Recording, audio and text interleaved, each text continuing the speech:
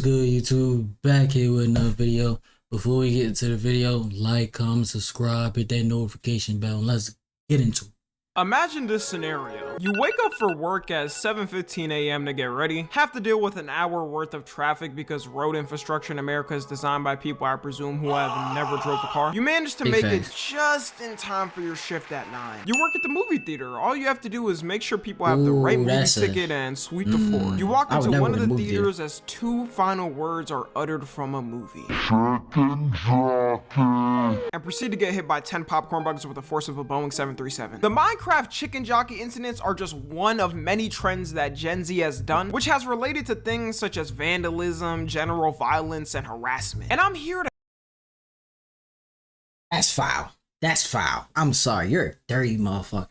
You're a dirty motherfucker. Sticking your hands in it. You was a dirty motherfucker.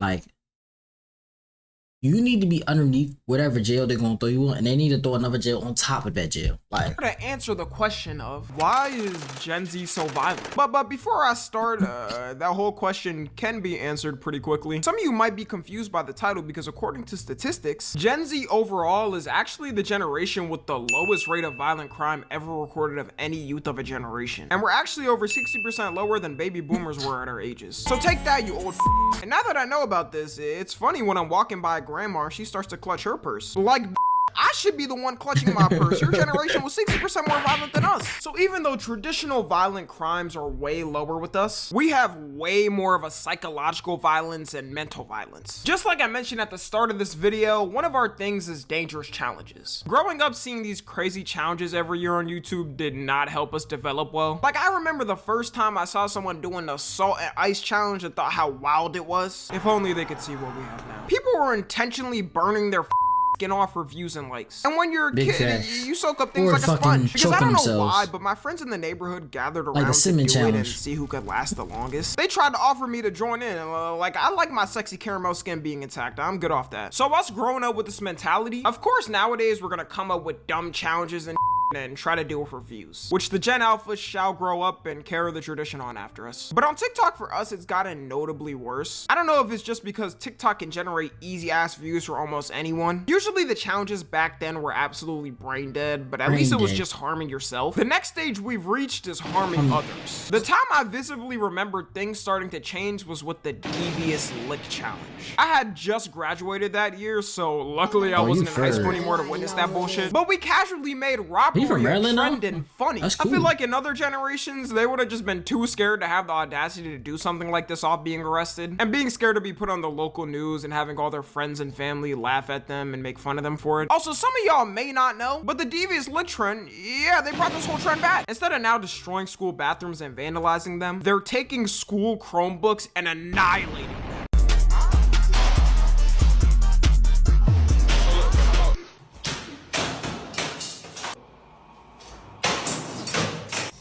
I'm gonna lie. Some of y'all throw like bitches. I'm just saying, some of y'all throw like bitches, cause like there was no velocity, there was no speed to them throws. It just looked like you just. Come on.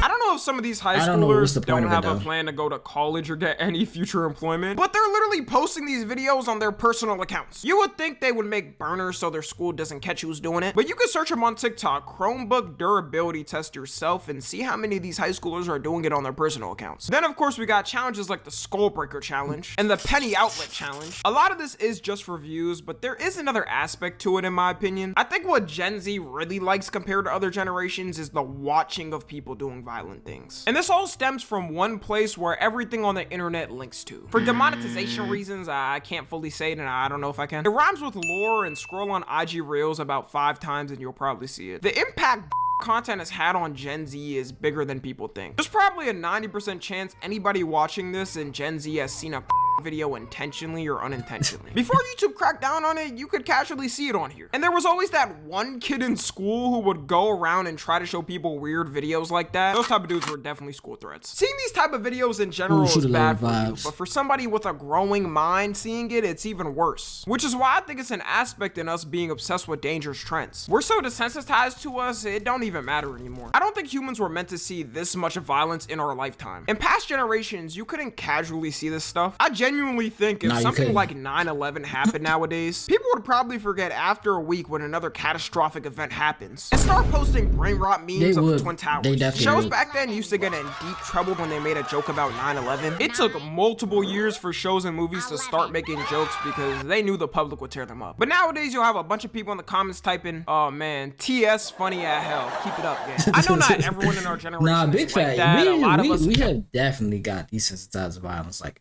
everybody has. Like, you know, it's like you would okay, like I think that's why I also deleted Twitter, because like it be occasional, like you just see like the most craziest shit, like somebody getting offed, and you be like, damn, that's crazy. Like I should not have a reaction to that. Like I should be, oh my god, what in the world is going on? It's not just a, yeah, that's crazy. Know when the right time is to make a joke and when it isn't. Looking at IG Reel comments though shows you the other side of people who don't know and don't care. IG Reels to me is like the kick of short form content. People will say comments that isn't even formed as a joke and people die laughing at it. Going back to the challenges, maybe this isn't the end all be all for the challenges. Recently the Ice Bucket Challenge started making its comeback, and that's what I want to see more of. Like, let's bring back the wholesome challenges on the internet. Our generation's obsession with serial killers too was also a weird thing. The fact that serial killers be having lines of women ready for them is such a weird concept to me. I'm not gonna lie, I don't think that's a generation thing. I think that's just a woman thing. Hear me out. Men like violence. Men are very violent, but low key women like violence too. It's just like they're not the violent type, but like they'll watch it.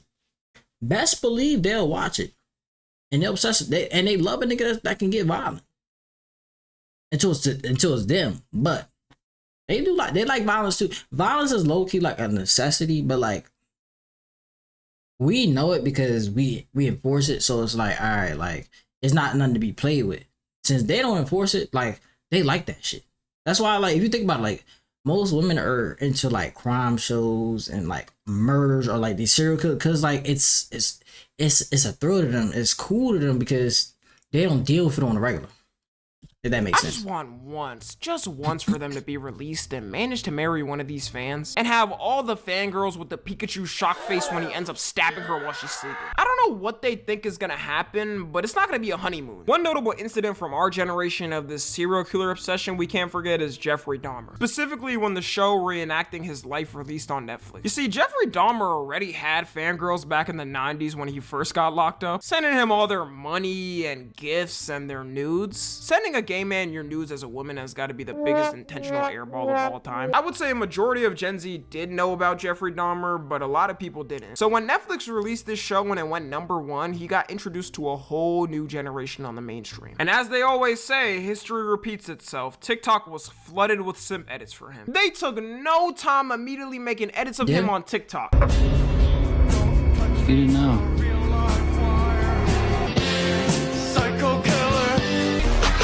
Till I die, all these lollies call me rubbing on her die. TikTok had to go on a spree deleting a bunch of these edits after they were going viral. And you want to make a fortune without spending a fortune? Try Bitrix 24 CRM. It's free, it's powerful, it just works. You could see a bunch of women in the comments talking about he's so dreamy and kind-hearted. I say we f around and let them find out. Oh wait, we can't because he's dead. Even killers in our generation are getting simped over. In 2021, a guy named Cameron Herron got sentenced to 24 years in prison. The reason was because he was speeding and hit a mom with her daughter, killing them on the spot. One of the most heartless things you can do. And just like Jeffrey Dahmer, they were making edits of Cameron.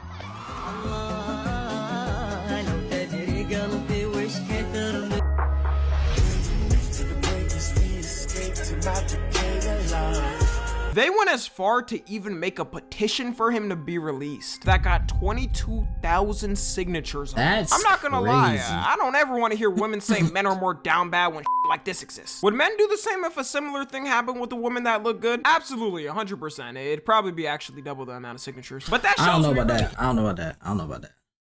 I don't know about that. I don't know about that. Equal for real. Gen Z just likes to obsess over any danger in any aspect, like music too. Bro, I'll never forget when every rapper started rocking a shiesty in 2020. Everyone and their mother were Nigga running is to the store rocking to a buy it. The shiesty and shiesty hit just the social media dancing. streets like crack. If you grew up around typical YNs, you already saw them rocking it before it became popular. So to me, it was funny growing up and seeing it go from purely hood wearing them to Billy from Utah with a loving family. Some people Yes. really don't know how big the reach is. As y'all know, I was in Japan for about 2 weeks this past month. Go follow on like the IG post, by the way, because I'm looking sexy. And I can't make this up. I seen a fully Japanese guy wearing a shiesty and sagging in Tokyo. The only gang you've been fighting is the Hidden Leaf Village, man. Take that off. Out of rap, our generation takes the most dangerous aspects and tries to emulate it. It can't be that lyrical shit because people call that corny. You pull up to the function rap. I ain't gonna lie. Chicago drill did a number on the rap game forever. Cause like them niggas, they was disrespectful. Like they was crossing lines that shouldn't be crossed. And then like people from all over just start adopting that shit. Like I get a prime example. Tuka packs, right? Chicago started that shit with Tuka packs and smoking your ops. Like they started that shit. And it's just like, yo, that is the most disrespectful thing to say to anybody, let alone somebody that died.